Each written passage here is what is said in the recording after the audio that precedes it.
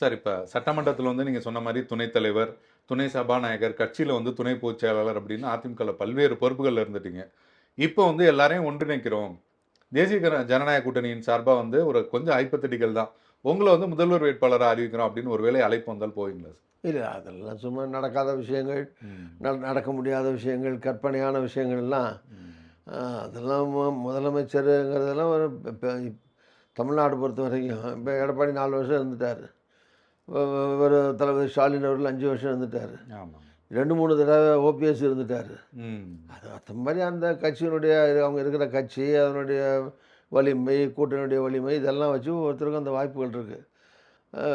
முதலமைச்சர் இப்போ நான் கூட நீங்கள் சொன்ன மாதிரி ஏற்கனவே நான் வந்து எம்ஜிஆர் காலத்தில் ஆமா. அந்த ஜெயலலிதா இருக்கிற போது நான் தான் 2வதுல இருந்தேன். ஆமா. அவர் எதிர்க்கட்சி தலைவர், நான் துணைத் தலைவர், பொதுச் செயலாளர், நான் பொருளாளர், துணை பொதுச் செயலாளர் தான் இருந்திருக்கோம். ம்.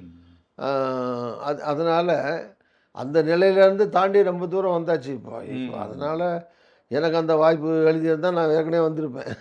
சார் அரசியல் களத்துல எப்பயாவது இப்போ யோசிச்சிருக்கீங்களா சார்? அந்த மாதிரிலாம் நான் கனவும் காணலை, அது மாதிரி நான் ஆசையும் படலை. ஆச்சி ராயல் குலோப் ஜாமுன் பேக்ஸ் 1 வாங்கினால் 1 இலவசம்.